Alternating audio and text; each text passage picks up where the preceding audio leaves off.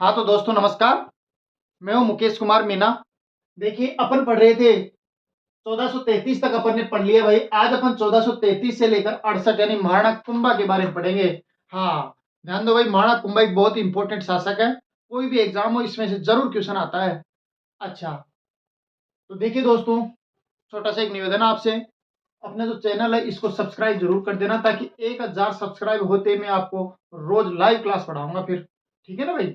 हाँ, तो तैयार हो जाओ। देखिए किसके बारे में पढ़ेंगे आज अपन, महाराणा कुंभा के बारे में पढ़ेंगे भाई। हाँ, तो देखो 1433 से लेकर 68 का शासनकाल है भाई महाराणा कुंभा का। अच्छा देखिए, ये तो आपको पता ही, मैंने पिछली क्लास में पढ़ाया था कि महाराणा कुंभा है। अरे इस महाराणा कुंभा के देखिए भाई, पिता का नाम क्या था बताइए। पिता का नाम था मोक्कल। बोलो क्या नाम था? मोक्कल। हाँ, इसके पिता का क्या नाम था भाई? मोक्कल था। चलो मैं इसे दोबारा लिख देता हूँ भाई। पिता का नाम क्या था बताइए? मोक्कल। हाँ, जो आप सबको पता है ये मोक्कल हंसाबाई का बेटा था। किसका बेटा था? हंसाबाई। समझ गए? हंसाबाई का बेटा कौन था? मोक्कल। और मोक्कल का बेटा शासक कौन बना? महाराणा कुंभा। तो बताओ महाराणा कुंभा के पिता का नाम क्या हो गया भाई? मोक्कल। दूसरी बात देखिए, ये जो महाराणा कुंभा है, इस महाराणा कुंभा की माता का नाम क्या था बताइए? सौभाग्यवती परमार। क्या नाम था भाई माता का? सौभाग्यवती परमार इसकी माता का नाम था। दूसरी बात देखिए, महाराणा कुंभा का संरक्षक, बोलो भाई क्या चीज इसका? संरक्षक कौन बना था? रणमल राठौड़। कौन बना था भाई संरक्षक? रणमल राठौड़ बना था। लेकिन ध्यान दो दोस्तों, ये रणमल राठौड़ ही बाद में जाकर के महाराणा कुंभा के सामने समस्या भी खड़ी करेगा, क्योंकि ये मेवाड़ का क्या बनना चाहता था? शासक बनना चाहता था। तो देखो महाराणा कुंभा की उपाधियां, बोलो भाई किसकी उपाधियां? महाराणा कुंभा की उपाधियां। देखिए भाई इसकी उपाधियां कौन कौन सी है, ध्यान दो। नंबर एक, देखो राणे राई। बोलो भाई कौन सी है? तो राणे राई। अच्छा, एक है भाई राजगुरु। बोलो भाई क्या है? राजगुरु। अच्छा, इसके बाद में देखिए भाई, तीसरी है दान गुरु। बोलो भाई क्या है? दान गुरु। अच्छा देखिए, चौथी है चाप गुरु। अच्छा देखिए भाई, पांचवी कौन सी है? हाल गुरु। कौन सी है भाई? हाल गुरु। अच्छा, इसके अलावा देखिए भाई, ध्यान दो, और है इसकी उपाधि जैसे हिंदू सुल्तान। अच्छा, इसके अलावा देखिए एक है आपकी कौन सी भाई? अभिनव भट्टाचार्य। कौन सी है भाई? अभिनव भट्टाचार्य। ठीक है ना भाई? अच्छा, इसके अलावा देखिए भाई, एक और लिख लो, राणे रासो। बोलो भाई क्या है? एक है राणे रासो। दोबारा देखो, देखिए भाई महाराणा कुंभा की उपाधि है रानी राय। रानी राय का मतलब होता है भक्ति करने में निपुण था। बोलो भाई क्या करने में? भक्ति करने में निपुण था महाराणा कुंभा। ये भगवान विष्णु का भक्त था। बोलो भाई किसका भक्त है? भगवान विष्णु का। राजगुरु राजनीतिज्ञ था। दान गुरु दानदाता था। चाप गुरु, चाप गुरु का मतलब होता है दोस्तों, ये धनुष बाण चलाने में बहुत ही माहिर था। बोलो क्या चलाने में? धनुष बाण चलाने में। अच्छा, पांचवी हाल गुरु। हाल गुरु का मतलब होता है पहाड़ी दुर्गों का स्वामी। बोलो क्या होता है? पहाड़ी दुर्गों का स्वामी। अच्छा, क्योंकि देखो मैं आगे बताऊंगा आपको कि महाराणा कुंभा ने अकेले ने मेवाड़ में 84 में से 32 दुर्ग बनवा दिए, इसलिए इसको क्या कहा गया? हाल गुरु, यानी पहाड़ी दुर्गों का स्वामी। अभिनव भट्टाचार्य। अभिनव भट्टाचार्य का मतलब होता है दोस्तों संगीत प्रेमी। महाराणा कुंभा क्या था? संगीत का प्रेमी था। और राणी रासो एक कई ग्रंथों का रचयिता था। चलो एक बार दोबारा देखो, बताइए 1433 से 68 का शासनकाल किसका है भाई? महाराणा कुंभा का। महाराणा कुंभा के पिता का क्या नाम था? मोक्कल। महाराणा कुंभा की माता का क्या नाम था? सौभाग्यवती परमार। महाराणा कुंभा का संरक्षक कौन बना था? रणमल राठौड़। अच्छा, महाराणा कुंभा की उपाधियां राणी राय, राजगुरु, दान गुरु, चाप गुरु, हाल गुरु, हिंदू सुल्तान, अभिनव भट्टाचार्य, और राणे रासो। एक बार दोबारा देखो। देखो भाई, रानी राय भगवान विष्णु का भक्त था, भक्ति करने में निपुण था, ये राजनीतिज्ञ था, दान दाता था, धनुष बाण चलाने में माहिर था, पहाड़ी दुर्गों का स्वामी, हिंदू का अच्छा नेतृत्व करता, अभिनव भट्टाचार्य का मतलब होता है ये संगीत प्रेमी था, और रानी रासो यानी कई ग्रंथों का रचित था। अच्छा, अब देखिए भाई, अब उतारो एक बार इसको।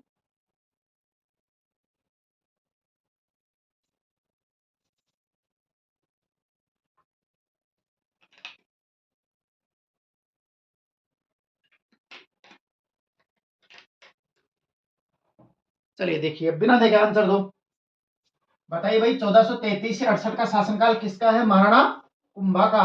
बताइए, महाराणा कुंभा के पिता का नाम क्या था? मोकल।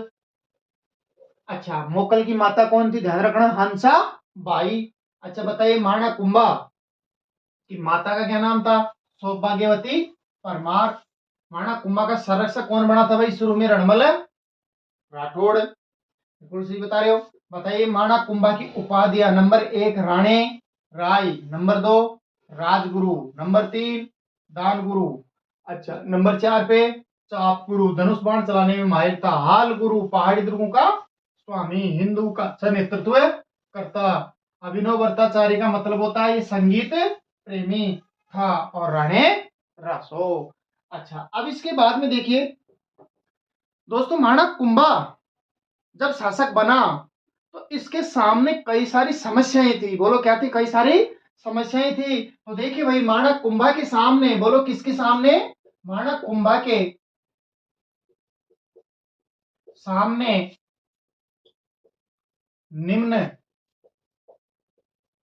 समस्याएं थी। अच्छा देखो भाई, निम्न समस्याएं थी। देखो नंबर 1, देखो एक समस्या थी भाई इसके सामने, ध्यान दो, मालवा का शासक। बोलो कहाँ का शासक है? मालवा का शासक महमूद खिलजी फर्स्ट। बोलो भाई कौन है? मालवा का शासक महमूद खिलजी फर्स्ट है। और देखो इसके सामने दूसरी समस्या थी भाई, चाचा और मेरा। बोलो भाई क्या थी? चाचा और मेरा। तो दोस्तों आपको पता है, चाचा और मेरा ने महाराणा कुंभा के पिता रणमल राठौड़ की हत्या की थी। तो ये चाचा और मेरा भी महाराणा कुंभा के सामने क्या थी भाई? समस्या थी। अच्छा, इसके बाद में देखिए भाई, इसे निपटना था महाराणा कुंभा को। और देखो तीसरी समस्या थी मारवाड़ का शासक। बोलो कहाँ का शासक है?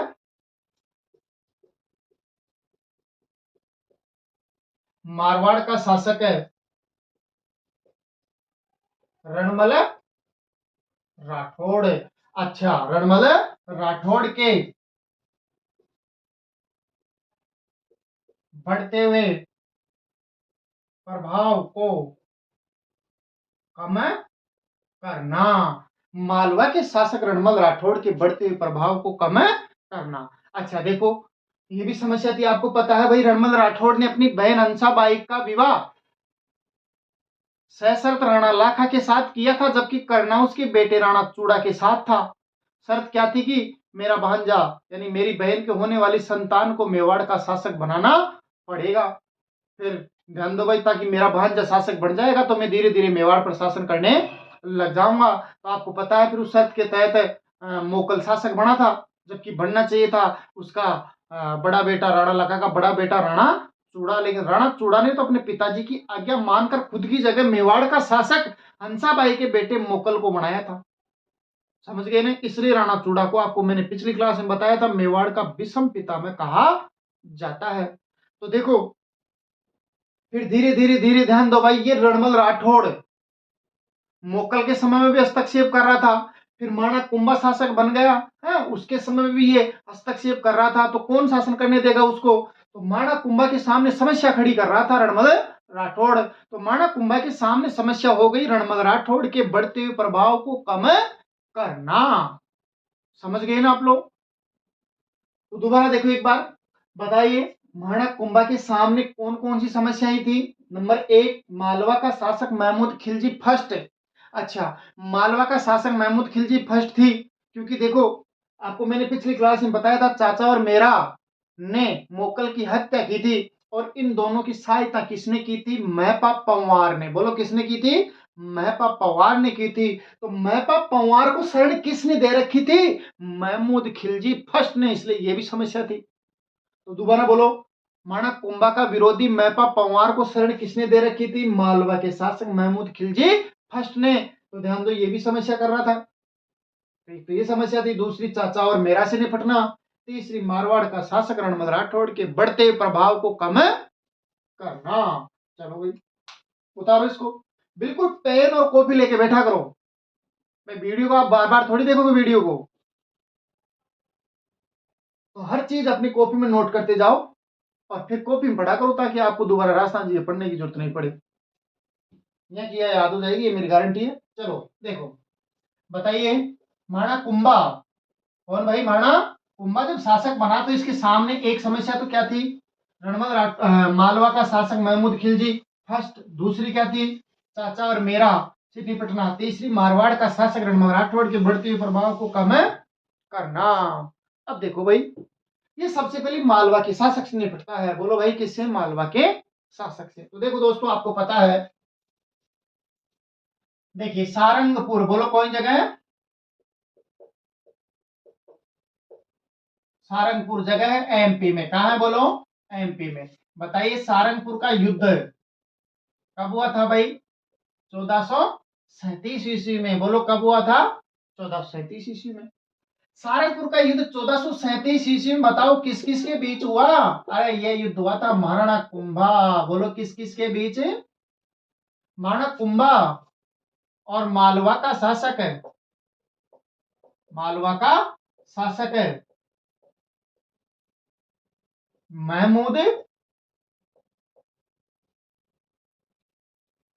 खिलजी फर्स्ट के बीच में हुआ था भाई। तो देखिए, इस युद्ध में महाराणा कुंभा की क्या हुई थी बताओ? विजय हुई थी। और मालवा के शासक की क्या हुई थी? हार हुई थी। क्या हुई थी? हार। और देखिए दोस्तों, महाराणा कुंभा ने इसको 6 महीने तक, बोलो कितने महीने तक है? 6 महीने तक इसको क्या बना के रखा? बंदी बना के रखा। और बाद में छोड़ दिया। और छोड़ के क्या कर दी? गलती कर दी, क्योंकि देखो ये दोबारा लौट कर आएगा। समझ गए ना भाई? चलो, अच्छा तो देखो, माणक कुंभा ने कहा के शासक को हरा दिया? मालवा के शासक को हरा दिया। तो दोस्तों एग्जाम में क्वेश्चन बनता है कि माणक कुंभा ने, बोलो किसने?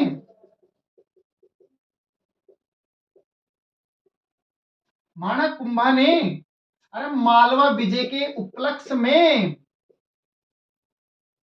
मालवा विजय के उपलक्ष्य में, या कौन सी युद्ध की बात बताओ? सारंगपुर। बोलो कौन सा? सारंगपुर युद्ध के बाद। सारंगपुर युद्ध के बाद बताओ किसका निर्माण करवाया? विजय स्तंभ का। बोलो किसका निर्माण करवाया? विजय स्तंभ या कीर्ति स्तंभ, या इसे क्या कहते हैं? बोलो जय स्तंभ। बोलो क्या कहते हैं? जय स्तंभ। अच्छा देखो भाई, इसे क्या कहते हैं बताओ? विष्णु ध्वज। बोलो क्या कहते हैं? विष्णु ध्वज। अच्छा, इसका निर्माण करवाया भाई विष्णु ध्वज। अच्छा, इसे देखो इंग्लिश में कहते हैं विक्ट्री टावर। बोलो क्या कहते हैं भाई? Victory tower. अच्छा, इसे क्या कहते हैं बताइए? भारतीय मूर्ति कला का विश्व कोश है। भारतीय मूर्ति कला का विश्व कोश है। अच्छा देखिए भाई, ध्यान दो, इसे क्या कहते हैं बताओ? हिंदू देवी देवताओं का अजायब घर है। हाँ भाई, क्या कहते हैं? हिंदू देवी देवताओं का अजायब घर भी इसी को ही कहते हैं। अच्छा, एक बार दोबारा यहां तक देखो, फिर विजय स्तंभ के बारे में और आगे पढ़ेंगे। बताओ, सारंगपुर जगह कहाँ है? मध्य प्रदेश में। बोलो कहाँ है? मध्य प्रदेश में है। अच्छा बताओ, सारंगपुर का युद्ध कब लड़ा गया? 1437 में। सारंगपुर का युद्ध कब हुआ था भाई? 1437 में। माणक कुंभा और मालवा के शासक महमूद खिलजी फर्स्ट के बीच हुआ था। इसमें मालवा के शासक की हार हुई और माणक कुंभा की विजय हुई थी। माणक कुंभा ने इसको 6 महीने तक बंदी बना के रखा था और बाद में छोड़ दिया, और छोड़ के क्या कर दी, गलती। अच्छा बताइए, माणक कुंभा ने मालवा विजय के उपलक्ष्य में, अब एग्जाम में क्वेश्चन बनता है, माणक कुंभा ने विजय स्तंभ का निर्माण किस विजय के उपलक्ष्य में करवाया? तो आप आंसर दोगे माला विजय के उपलक्ष्य में। कौन से युद्ध के बाद करवाया? सारंगपुर युद्ध के बाद करवाया। अच्छा, तो देखो विजय स्तंभ को कीर्ति स्तंभ भी कहते हैं, लेकिन दोनों ऑप्शन में आ जाए तो पहले क्या करना है? विजय स्तंभ करना है आपको। तो विजय स्तंभ को कीर्ति स्तंभ भी कहते हैं, जय स्तंभ भी कहते हैं, विष्णु ध्वज, विक्ट्री टावर, भारतीय मूर्ति कला का विश्व कोश और हिंदू देव देवताओं का अजायब घर भी इसको कहा जाता है। अच्छा, उतारो इसको एक बार।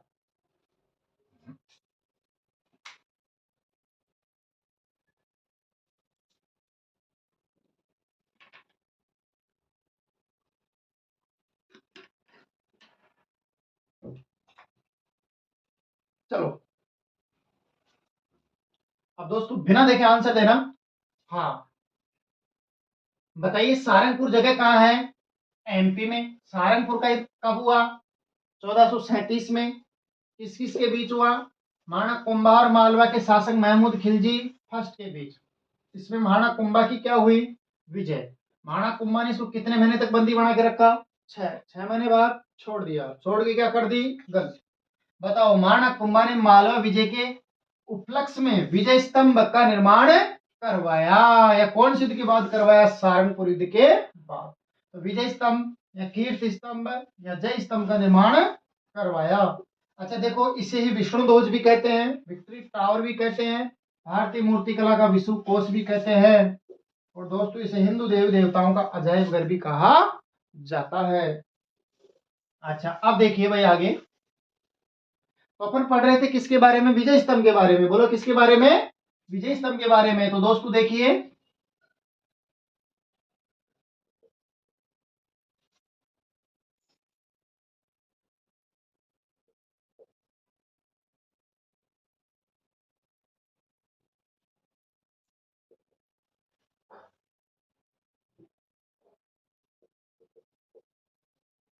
अच्छा अब देखिए भाई, ये जो विजय स्तंभ आपका, बोलो भाई क्या चीज है? विजय स्तंभ। बताइए, माणक कुंभा ने इसका निर्माण कब करवाया? अरे 1440। बोलो कब करवाया? 1440 से 48 के बीच में इसका क्या करवाया भाई? निर्माण करवाया। अच्छा बताइए, आपका ये विजय स्तंभ, इसका वास्तुकार कौन है भाई? बताओ देगा। अच्छा देखिए भाई, इसका वास्तुकार है, एक तो है कौन भाई? जेता। बोलो कौन है? जेता। और एक आपका कौन है? नापा। समझ गए ना भाई? और कोई तीसरा भी पूछ ले तो पोमा। क्या आंसर दोगे? पोमा। तो देखो, विजय स्तंभ का वास्तुकार जेता, नापा और पोमा को माना जाता है। अरे ये जो विजय स्तंभ है, आप लोग मुझे बताओ भाई, ये विजय स्तंभ है भाई, इसकी ऊंचाई कितनी है बताओ? इसकी ऊंचाई है भाई 120 से 122 फीट के आसपास है। अच्छा, दूसरी बात देखिए भाई, इस पर चढ़ने के लिए सीढ़ियां कितनी है बताओ एक बार? 157 है। अच्छा बताओ, ये टोटल कितने मंजिला है भाई? 9 मंजिला है। बोलो कितने मंजिला है? 9। और देखिए दोस्तों, इसकी तीसरी मंजिल पर, कौन सी मंजिल पर है? तीसरी मंजिल पर है। हाँ भाई, नोबार। क्या लिखा हुआ है? अल्लाह लिखा हुआ है। बोलो क्या लिखा हुआ है? अल्लाह लिखा हुआ है। कौन सी भाषा में? अरबी भाषा में। बोलो कौन सी भाषा में? अरबी भाषा में नोबार अल्लाह लिखा हुआ है भाई। अच्छा, दूसरी बात देखिए दोस्तों, ये जो विजय स्तंभ है, बोलो भाई क्या चीज है? विजय स्तंभ है। अरे इस विजय स्तंभ की 5वीं मंजिल, बोलो कौन सी मंजिल है? 5वीं मंजिल पर कुंभा के वास्तुकारों का या विद्वानों का, वास्तुकारों का वर्णन देखने को मिलता है। बोलो क्या देखने को मिलता है? माणक कुंभा के शासन काल के वास्तुकारों का वर्णन या विवरण या विद्वानों का वर्णन देखने को मिलता है। कौन सी मंजिल पर बताइए? 5वीं मंजिल पर। कौन सी मंजिल पर भाई? 5वीं मंजिल पर। अब देखो, ध्यान दो, इस विजय स्तंभ पर, किस पर बोलो? विजय स्तंभ पर देखिए 1949 में, हाँ, 1 रुपए का, बोलो कितने रुपए का, 1 रुपए का क्या जारी हो चुका, डाक टिकट जारी हो चुका। बोलो भाई क्या जारी हो चुका, डाक टिकट जारी हो चुका। तो राजस्थान की पहली इमारत कौन सी है जिस पर डाक टिकट जारी हुआ, तो आप आंसर देके आओगे विजय स्तंभ। क्या देके आओगे, विजय स्तंभ। कितने रुपए का, 1 रुपए का। अच्छा दूसरी बात देखिए भाई, ध्यान दो, कर्नल जेम्स टॉड, बोलो कौन है, कर्नल जेम्स टॉड ने, बताइए भाई, विजय स्तंभ की, बोलो किसकी, विजय स्तंभ की तुलना किससे की, कुतुब मीनार से। बोलो किससे की, कुतुब मीनार से की। अरे किससे की, कुतुब मीनार से की। कि होने को तो कुतुब मीनार है, लेकिन यह उससे भी अच्छा और ऊंचा है। तो बताओ कर्नल जेम्स टॉड ने विजय स्तंभ की तुलना किससे की भाई, कुतुब मीनार से की। जबकि ध्यान दो दोस्तों, एक इतिहासकार और है फर्ग्यूसन, बोलो कौन है भाई, फर्ग्यूसन। अरे फर्ग्यूसन ने इसकी तुलना बताइए भाई किससे की, रोम के टॉर्जन से। बोलो किससे की, टॉर्जन से की भाई, हाँ इटली में, तो रोम के टॉर्जन से की भाई। समझ गए ना आप लोग। अच्छा दूसरी बात देखिए, राजस्थान पुलिस, बोलो क्या चीज है, राजस्थान पुलिस और माध्यमिक शिक्षा बोर्ड, राजस्थान पुलिस और माध्यमिक शिक्षा बोर्ड का प्रतीक क्या है भाई, विजय स्तंभ। बोलो क्या है, विजय स्तंभ है भाई। अब देखिए भाई, एक बार दोबारा समझो, एक चीज क्लियर करके देखिए, विजय स्तंभ, बोलो भाई क्या चीज है, विजय स्तंभ। विजय स्तंभ का निर्माण माणक कुंभा ने कब करवाया बताओ, 1440 से 48 के बीच करवाया। अच्छा विजय स्तंभ, इसका वास्तुकार कौन है, जेता नापा पोम। विजय स्तंभ की ऊंचाई कितनी है, 120 से 122 फीट है। इस पर चढ़ने के लिए सीढ़ियां कितनी है, 157 है। ये टोटल कितने मंजिला है, 9।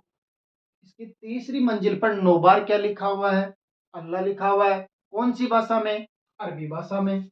और देखो 5वीं मंजिल पर माणक कुंभा के शासनकाल के वास्तुकारों का वर्णन देखने को मिलता है। अच्छा 1949 में विजय स्तंभ पर 1 रुपए का क्या हो चुका, डाक टिकट जारी हो चुका। और कर्नल जेम्स टॉड ने विजय स्तंभ की तुलना, बोलो किससे की, कुतुब मीनार से की। किससे की भाई, कुतुब मीनार से की। और फर्ग्यूसन ने विजय स्तंभ की तुलना रोम के टॉर्जन से की। और राजस्थान पुलिस और माध्यमिक शिक्षा बोर्ड का प्रतीक क्या है, विजय स्तंभ है। बोलो भाई क्या है, विजय विजय स्तंभ है। चलो उतारो इसको एक बार।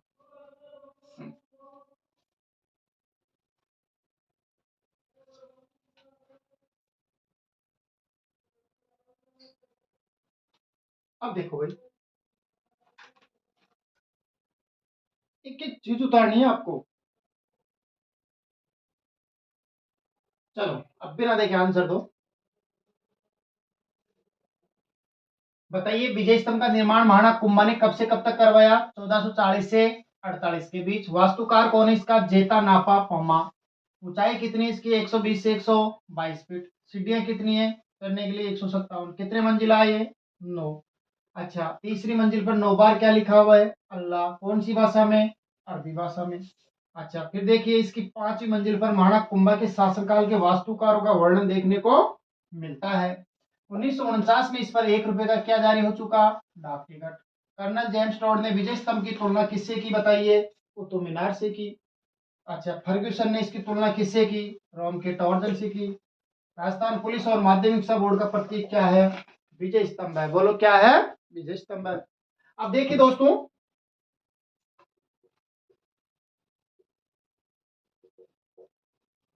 विजय स्तंभ से, अरे किससे बताओ, विजय स्तंभ से 1.5 किलोमीटर, बोलो कितना किलोमीटर है, 1.5 किलोमीटर दूर क्या है, अरे जैन कीर्ति स्तंभ है। बोलो भाई क्या है, जैन कीर्ति स्तंभ है। तो ध्यान रखना दोस्तों, विजय स्तंभ अलग है और जैन कीर्ति स्तंभ अलग है। विजय स्तंभ को ही जैन विजय स्तंभ को कीर्ति स्तंभ भी कहते हैं। कीर्ति स्तंभ का निर्माण किसने करवाया, तो आंसर वही आएगा, महाराणा कुंभा ने करवाया। लेकिन जैन कीर्ति स्तंभ का निर्माण किसने करवाया, तो ये अलग चीज है। समझ रहे हो ना आप लोग। तो देखो विजय स्तंभ से 1.5 किलोमीटर दूर क्या है बताओ, जैन कीर्ति स्तंभ है। और ये जैन कीर्ति स्तंभ है भाई, इसका निर्माण करवाया था जैन व्यापारी जीजा ने। बोलो किसने करवाया, जैन व्यापारी जीजा ने करवाया। बोलो किसने करवाया, जैन व्यापारी जीजा ने करवाया। और ये जैन तीर्थंकर आदिनाथ को, बोलो किसको, आदिनाथ को समर्पित है। तो बताओ जैन कीर्ति स्तंभ किसको समर्पित है, आदिनाथ को समर्पित है। जबकि विजय स्तंभ तो भगवान विष्णु को समर्पित है। और जैन कीर्ति स्तंभ किसको समर्पित है, आदिनाथ को समर्पित है। चलो एक बार दोबारा देखो, बताओ विजय स्तंभ से 1.5 किलोमीटर दूर क्या है भाई, जैन कीर्ति स्तंभ है।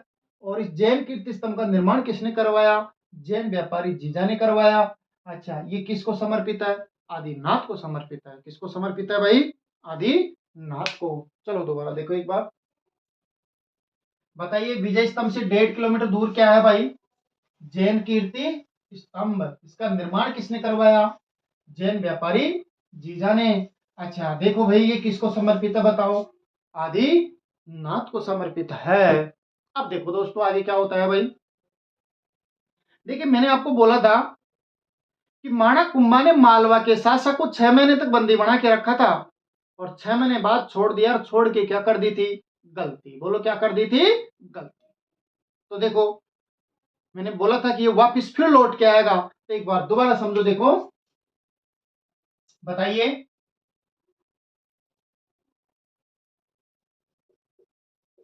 मालवा का शासक बताओ कौन है, महमूद खिलजी फर्स्ट। कौन है भाई, महमूद खिलजी फर्स्ट है।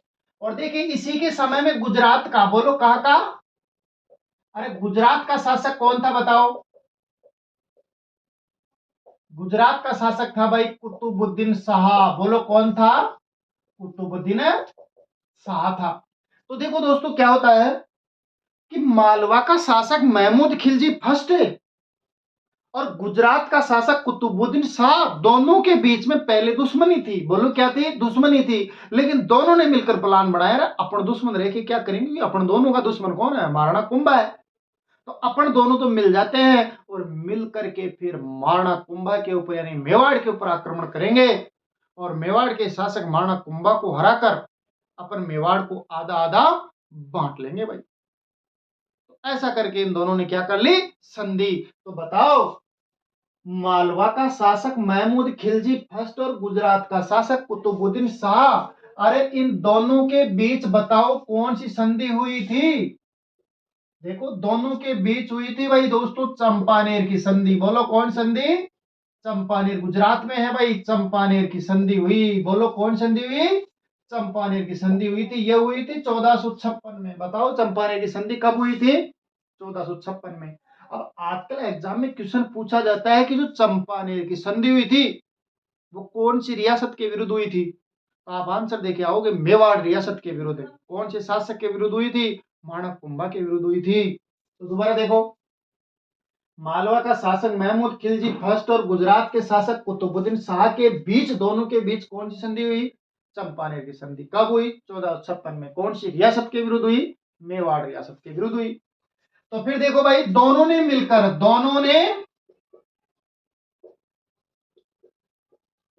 मिलकर देखो भाई मेवाड़ पर क्या कर दिया बताओ, अरे मेवाड़ पर आक्रमण कर दिया। बोलो क्या कर दिया, आक्रमण कर दिया 1457 में। बोलो आक्रमण कब किया, 1457 में किया। समझ गए। अच्छा देखो भाई ध्यान दो, अगर आपसे युद्ध का नाम पूछ ले तो बदनौर का युद्ध, बोलो क्या कहते हैं इसको, बदनौर का युद्ध कहते हैं। ये बदनौर जगह कौन जिले में है, भीलवाड़ा में है भाई। तो देखो भाई दोनों ने मिलकर मेवाड़ पर आक्रमण कर दिया। और मेवाड़ का राजा कौन था, शासक कौन था, महाराणा कुंभा था। और इस महाराणा कुंभा ने देखो दोस्तों दोनों की संयुक्त सेना को भी बोलो क्या कर दिया, पराजित कर दिया। बोलो क्या कर दिया, पराजित कर दिया, यानी कि दोनों का प्लान खराब कर दिया। और देखिए फिर बाद में ध्यान दो भाई, माणक कुंभा ने इस विजय के उपलक्ष्य में, अरे माणक कुंभा ने, देखो माणक कुंभा ने, अच्छा बताओ भाई, इस विजय के उपलक्ष्य में कुशाल माता का मंदिर, बोलो कौन सी माता, कुशाल माता का क्या बनवाया, मंदिर बनवाया।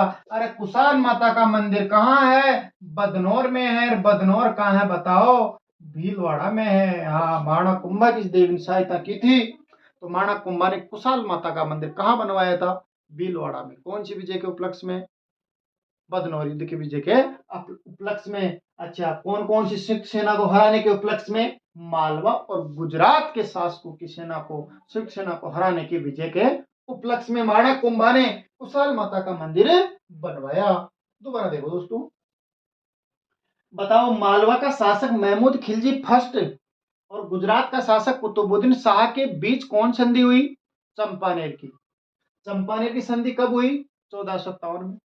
दोनों ने मिलकर मेवाड़ पर क्या किया, आक्रमण। कब किया, 1457 में। युद्ध का नाम पूछे तो बदनौर का युद्ध। कब हुआ, 1457 में।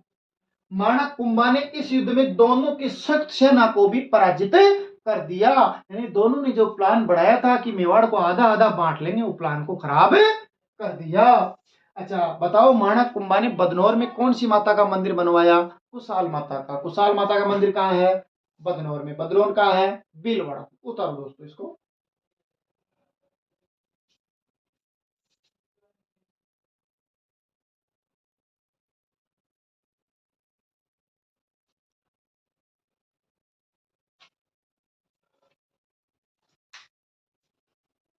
ठीक है भाई, वीडियो को देखिए भाई, आप सब्सक्राइब कर दिया करो, ताकि फिर मैं डेली है ना आपको लाइव क्लास लूंगा और उसमें पढ़ाऊंगा, फिर साथ ही साथ जुड़ना आप। चलो देखिए, अब बिना देखे आंसर तो देखने की जरूरत नहीं है। बताओ, मालवा का शासक महमूद खिलजी फर्स्ट और गुजरात के शासक कुतुबुद्दीन शाह के बीच कौन संधि हुई, चंपानेर की संधि। चंपानेर की संधि कब हुई, 1456 में। कौन सी रियासत के विरुद्ध हुई, मेवाड़ रियासत के विरुद्ध हुई। फिर बताइए, दोनों ने मिलकर मेवाड़ पर क्या किया, आक्रमण। कब किया, 1457 में। अच्छा, माणक कुंभा ने इस युद्ध में दोनों की सेना को भी क्या कर दिया, पराजित कर दिया। और माणक कुंभा ने बदनौर भीलवाड़ा में कुशाल माता का मंदिर बनवाया। तो देखो भाई, ऐसे निपटा था किससे, बताओ, मालवा के शासक से। तो देखिए दोस्तों, मैंने आपको बोला था कि माणक कुंभा के सामने एक समस्या क्या थी, रणबल राठौड़ के बढ़ते हुए प्रभाव को कम करना। ये भी तो थी ना भाई। तो देखो उससे कैसे निपटता है ये, ध्यान दो। तो मालवा का शासक कौन है भाई, सॉरी, मारवाड़ का शासक कौन है बताओ, रणमल राठौड़। बोलो भाई कौन है, रणमल राठौड़। तो देखो माणक कुंभा इससे कैसे निपटता है भाई, ध्यान दो। अरे रणमल राठौड़ की कौन थी, एक दासी। बोलो कौन थी, एक दासी थी। दासी का नाम था भारमली। क्या नाम था, भारमली। तो देखो दोस्तों, इस बारमली को प्रलोभन देकर मारना कुंभा इसको अपनी ओर मिला लिया। बोलो भाई क्या किया, अपनी ओर मिलाया। और ध्यान दो, फिर माणक कुंभा ने इसी की दासी के द्वारा रणमल राठौड़ को क्या दिलवाया, जहर दिलवाया। इस तरह से ध्यान दो भाई, रणमल राठौड़ की हत्या करवा दी। फिर किसने, महाराणा कुंभा ने। समझ गए ना भाई, जहर दिलवाया वही 1438 में। तो इस तरह से रणमल राठौड़ की क्या हो जाती है, मृत्यु हो जाती है। तो इसकी मृत्यु हो जाने के बाद मारवाड़ का शासक बना रणमल राठौड़ का पुत्र राव जोधा। बोलो कौन बना था, राव जोधा बना था भाई। समझ रहे हो ना आप लोग। तो फिर माणक कुंभा देखो भाई बहुत शक्तिशाली हो गया था। तो फिर माणक कुंभा ने एक तरह से मारवाड़ को अपने कब्जे में ले लिया था। समझ गए। तो देखो फिर ध्यान दो भाई, माणक कुंभा, बोलो कौन, माणक कुंभा और इस राव जोधा के बीच में भी फिर देखो भाई विवाद चल रहा था। क्या चल रहा था, विवाद चल रहा था भाई। तो एक तरह से देखो, माणक कुंभा ने बाद में इस राव जोधा को भी मारना चाहा, तो दोनों के बीच आ गई कौन, हंसा बाई। बोलो कौन आ गई? हंसा बाई। तो आपको पता है हंसा बाई देखो रणमल राठौड़ की बहन थी, तो जोधा की तो लगी बुआ। अच्छा कुंभा की थी दादी, क्योंकि कुंभा का पिता मोकल था और मोकल की माता थी हंसा बाई। तो देखो भाई फिर बीच में दोनों के बीच में कौन आ गई भाई? हंसा बाई, यानी दादी और बुआ आ गई भाई। अब देखो दादी और बुआ की तो बात माननी पड़ती है, तो ध्यान दो। राव जोधा और माणक कुंभा के बीच बताओ कौन आ गई? हंसा बाई आ गई। और इस हंसा बाई ने, अरे दोनों के मध्य देखो भाई आवला बावला, बोलो कौन सी? आवला और बावला। आवला बावला की क्या करवाए भाई? संधि करवाई भाई। ये संधि करवाई लगभग 1453 में। यानी एक तरफ आंवले के पेड़ लगा दिए, एक तरफ बबूल के पेड़ लगा दिए और दोनों की सीमा का निर्धारण कर दिया। तो दोस्तों ये संधि आवला बावला की संधि देखो, ये संधि मेवाड़ और मारवाड़ की सीमा का क्या करती है बताओ भाई? निर्धारण करती है। बोलो क्या करती है? निर्धारण करती है। और इस संधि का मध्य केंद्र किसको माना गया बताओ? इस संधि का मध्य केंद्र माना गया सोजत को। और सोजत कहाँ है? पाली में है। जाके मेहंदी प्रसिद्ध है भाई। तो बताओ आवला बावला की संधि का बीच का केंद्र क्या था भाई? सोजत था। सोजत कहाँ है बोलो? पाली में है। अच्छा अब देखिए दोस्तों, एक बार दोबारा देखो इसको। बताइए रणमल राठौड़ की दासी का क्या नाम था? भारमली। दासी भारमली को अपनी ओर किसने मिलाया? माणक कुंभा ने मिलाया। और उसी की दासी के द्वारा इसको क्या दिलवाया? जहर दिलवाया। इस तरह से रणमल राठौड़ की मृत्यु हो गई कब? 1438 में। और रणमल राठौड़ की जगह मारवाड़ का शासक कौन बना फिर बाद में? राव जोधा। तो बताओ राव जोधा और माणक कुंभा, अरे दोनों के बीच हंसा बाई ने कौन सी संधि करवाई? आवला बावला की संधि करवाई। यानी एक तरफ आंवले के पेड़ लगा दिए, एक तरफ बबूल के पेड़ लगा दिए, दोनों की सीमा का निर्धारण कर दिया। तो बताओ ये संधि मेवाड़ और मारवाड़ की सीमा का क्या करती है? निर्धारण करती है। अच्छा बताओ आवला बावला की संधि का बीच का केंद्र क्या था? सोजत था। सोजत कहाँ है? पाली में। और दोस्तों इसको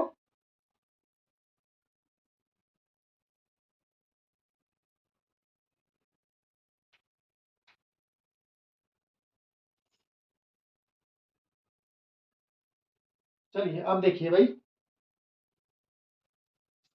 बताइए भाई रणमल राठौड़ की दासी का क्या नाम था?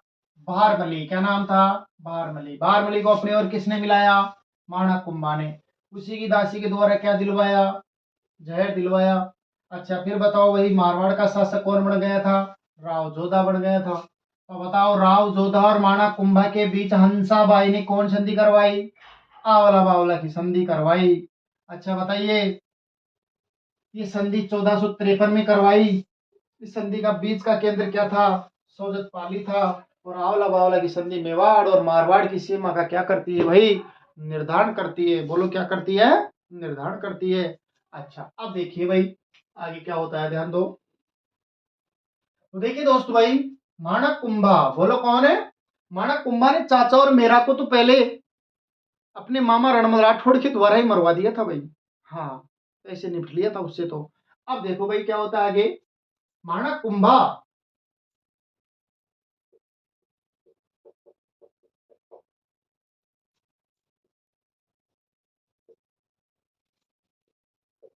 द्वारा रचित संगीतज्ञ ग्रंथ कौन कौन से बताओ भाई? तो देखो दोस्तों माणक कुंभा द्वारा रचित संगीतज्ञ ग्रंथ देखो, एक तो है कौन सा? संगीत राज। बोलो कौन सा है? संगीत राज। अब देखो भाई संगीत का राजा संगीत राज सबसे अच्छा ग्रंथ माना जाता है। और देखो दोस्तों इस संगीत राज ग्रंथ ऐसा कहते हैं कि ये टोटल 5 सर्गों में बटा हुआ है। बोलो कितने सर्गों में बटा हुआ है? 5 सर्गों में बटा हुआ है। आपसे पूछा जाए ये कितने सर्गों में बटा है? 5। कितने कोसों में बटा हुआ है? 5 कोसों में बटा है। कितने भागों में बटा हुआ है? 5 भागों में बटा हुआ। 5 भागों में बटा हुआ है। कौन सा? संगीत राज ग्रंथ। अब देखो ये जो 5 भाग है वो कौन कौन से है? तो देखो दोस्तों एक तो है कौन सा बताइए भाई? एक है पाठ्य रतन कोश। क्या नाम है बोलो? पाठ्य रतन कोश। अच्छा देखो भाई, पाठ्य रत्न कोश। अच्छा, एक है कौन सा, नृत्य रत्न कोश। एक है कौन सा, वाद्य रत्न कोश। अच्छा, एक है आपका कौन सा भाई, गीत रत्न कोश।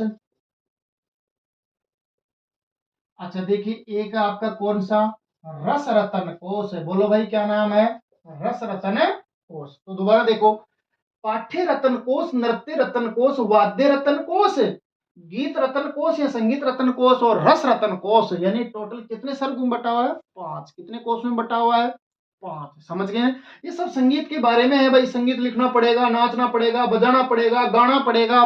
समझ गए ना? तब जाके आनंद आएगा, रस आएगा। समझ गए? तो अगर देखो आजकल ऐसे भी पूछ लिया जाता है एग्जाम में कि पाठ्य रत्न कोश किसने लिखा, तो भी आंसर वही आएगा, महाराणा कुंभा ही आएगा। ध्यान रखना इस चीज का। अच्छा, संगीत राज। संगीत राज के अलावा देखो माणक कुंभा ने देखो भाई और कौन कौन से ग्रंथ लिखा था। संगीत राज, संगीत मीमांसा। अच्छा, एक कौन सा लिखा था बताओ भाई, सूड प्रबंध।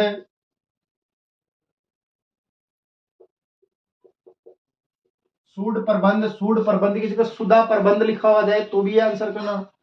अच्छा, एक आपका कौन सा भाई, रसिक प्रिया। रसिक प्रिया। अच्छा, ये रसिक प्रिया है। अरे ध्यान दो भाई, ये गीत गोविंद की टीका पर आधारित है। बोलो, रसिक प्रिया किस पर आधारित है, गीत गोविंद की टीका पर आधारित है।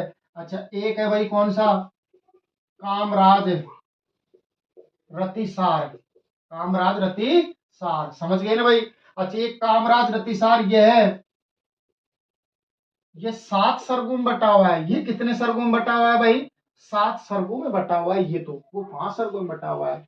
अच्छा, दूसरी बात देखिए, ध्यान दो दोस्तों, माणक कुंभा ने, बोलो किसने, माणक कुंभा ने एक ग्रंथ और लिखा था भाई, एक लिंग महात्म्य। एक लिंग महात्म्य ग्रंथ भी किसने लिखा था बताओ, माणक कुंभा ने ग्रंथ लिखा, लेकिन एक लिंग महात्म्य को पूरा किसने किया बताइए। और इसको पूरा किया था कान्ह व्यास ने। बोलो भाई, पूरा किसने किया था, कान्ह व्यास ने इसको पूरा किया था। समझ रहे हो दोस्तों? हाँ। अच्छा, अब इसके बाद में देखिए भाई, ध्यान दो, एक बार दोबारा देखो जाता है। बताओ, माणक कुंभा द्वारा रचित संगीतज्ञ ग्रंथ नंबर एक कौन सा है, संगीत राज। संगीत राज ग्रंथ कितने सर्गों में बटा हुआ है, पांच। संगीत मीमांसा, सुधा प्रबंध या सूड प्रबंध, रसिक प्रिया, कामराज रतिसार। कामराज रतिसार कितने सर्गों में बटा हुआ है, सात। अच्छा, ये पांच सर्गों में बटा हुआ। ध्यान दो भाई, पूछा जाता है पाठ्य रत्न कोश, नृत्य रत्न कोश, वाद्य रत्न कोश, गीत रत्न कोश, रस रत्न। अच्छा बताइए, एक लिंग महात्म्य की रचना भी किसने की, माणक कुंभा ने की, लेकिन इसको पूरा किसने किया, कान्ह व्यास ने किया। ये कान्ह व्यास माणक कुंभा का पेंशनधारी कवि था। समझ गए भाई? पहला भाग तो माणक कुंभा ने लिखा था, राजवर्णन वाला भाग तो, और दूसरा भाग किसने लिखा था, कान्ह व्यास ने लिखा था। उतारो दोस्तों इसको।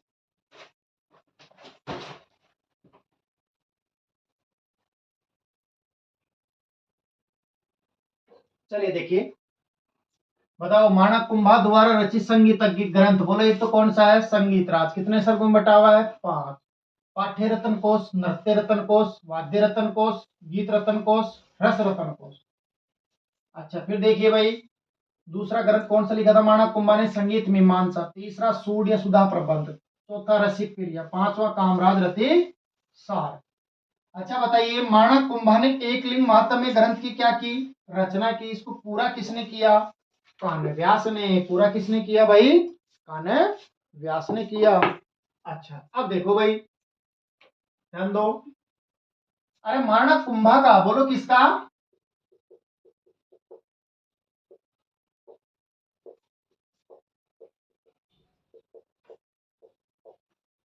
माणक कुंभा का बताइए भाई, संगीतज्ञ गुरु कौन था, सारंग व्यास। बोलो कौन था, सारंग व्यास। माणक कुंभा का क्या था भाई, संगीतज्ञ गुरु था। समझ गए ना? हाँ। अच्छा, इसके बाद में देखिए भाई, माणक कुंभा का संगीत के गुरु पूछे तो सारंग व्यास ही देना है, लेकिन इसका माणक कुंभा का एक गुरु और था, उसका नाम था हीरानंद मुनि। क्या नाम था? हीरानंद मुनि। ये भी माणक कुंभा का ही गुरु था, लेकिन माणक कुंभा का संगीतज्ञ गुरु कौन था? सारंग व्यास था। अच्छा दोस्तों देखो, माणक कुंभा की पुत्री, माणक कुंभा की पुत्री का नाम क्या था बताओ?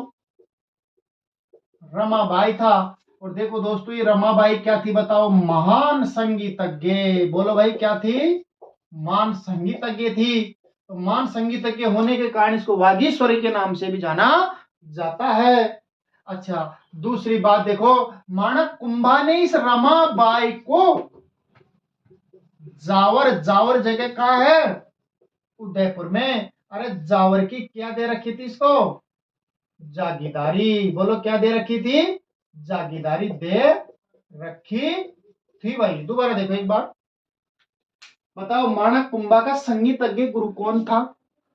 सारंग व्यास था। इसका एक दूसरा गुरु कौन था? हीरानंद मुनि था। माणक कुंभा की पुत्री कौन है?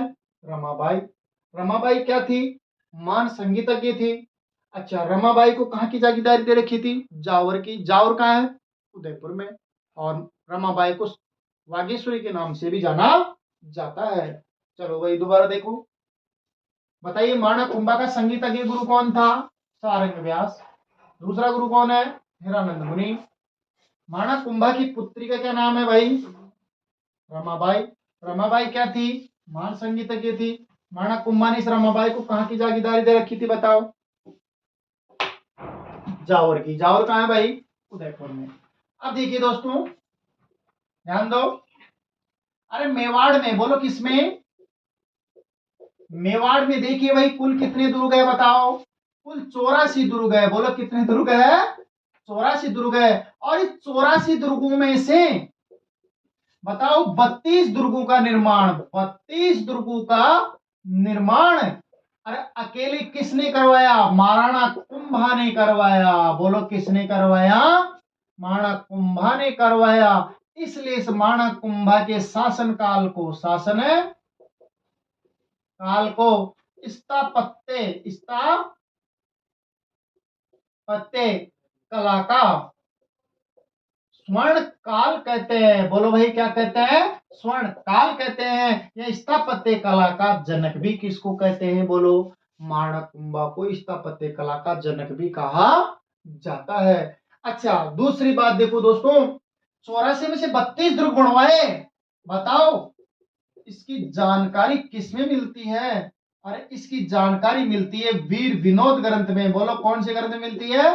वीर विनोद ग्रंथ में मिलती है। और इस वीर विनोद ग्रंथ का जो राइटर है वो है श्यामल दास। बोलो भाई कौन है? श्यामल दास है। इसमें जानकारी मिलती है। अच्छा देखिए दोस्तों, बताइए महाराणा कुंभा का प्रसिद्ध वाद्य यंत्र, वाद यंत्र क्या था भाई? वीणा। बोलो भाई क्या था? वीणा था। और दूसरी बात देखो, कुंभा के बुढ़ापे में देखो भाई कौन सा रोग हुआ था? उन्माद नामक रोग हुआ था। ये आंखों से संबंधित है। बोलो भाई किससे संबंधित है? ये आंखों से संबंधित है भाई। ठीक है ना? अच्छा, इसके बाद में एक बार दोबारा देखो भाई इसको, बताओ मेवाड़ में कुल कितने दुर्ग है भाई? 84। 84 में से 32 दुर्ग अकेले किसने बनवाए? महाराणा कुंभा ने बनवाए। इसलिए महाराणा कुंभा के शासनकाल को स्थापत्य कला का स्वर्ण काल कहा जाता है। या स्थापत्य कला का जनक भी किसको कहते हैं? महाराणा कुंभा को। या बौद्धिक कला का जनक भी किसको कहते हैं? महाराणा कुंभा को। अच्छा, 84 में से 32 दुर्ग अकेले महाराणा कुंभा ने बनवाए। इसकी जानकारी कौन से ग्रंथ में मिलती है बताओ? है भाई, वीर विनोद ग्रंथ में मिलती है। वीर विनोद ग्रंथ का लेखक कौन है? श्यामल दास है। और महाराणा कुंभा का प्रसिद्ध वाद्य यंत्र क्या है? वीणा। अच्छा बताओ, महाराणा कुंभा के बुढ़ापे में कौन सा रोग हुआ था भाई? उन्माद नामक रोग हुआ था। और थोड़ा सा एक चीज और याद रखना भाई, देखो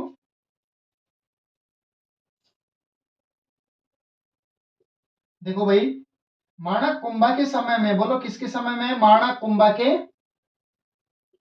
समय में, देखो माणक कुंभा पे समय में, अरे जैन व्यापारी,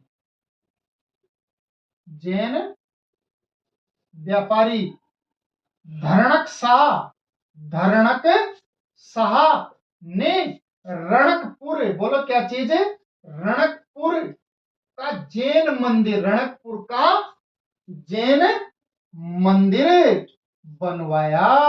अरे कौन सा मंदिर बनवाया भाई, रणकपुर का जैन मंदिर बनवाया। माणक कुंभा के समय में धरणक शाह ने रणकपुर का जैन मंदिर बनवाया। अच्छा बताओ भाई, ये रणकपुर का जैन मंदिर कहाँ है, पाली में है, बोलो कहाँ है, पाली में है। और रणकपुर का जो जैन मंदिर है ये किसको समर्पित है, आदिनाथ को, बोलो किसको, आदिनाथ को समर्पित है। और बताओ जैन मंदिर है, इस जैन मंदिर का वास्तुकार, बोलो भाई वास्तुकार कौन है, देपाक। अरे जैन मंदिर का वास्तुकार कौन है, रणकपुर वाले का देपाक। समझ रहे हो क्या, चलो दोबारा देखो एक बार।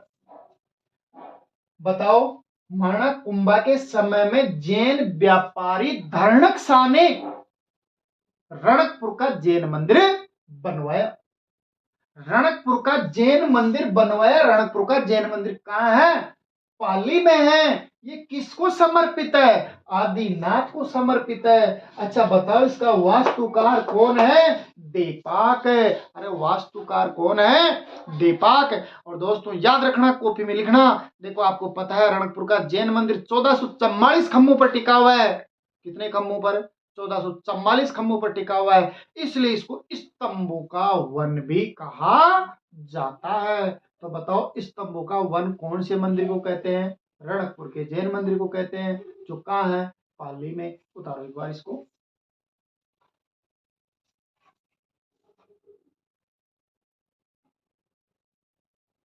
चलो भाई आंसर दो। बताओ मेवाड़ में कुल कितने दुर्ग है, 84। 84 में से 32 दुर्ग किसने बनवाए, माणक कुंभा ने बनवाए। इसलिए माणक कुंभा के शासनकाल को स्थापत्य कला का स्वर्ण काल कहा जाता है।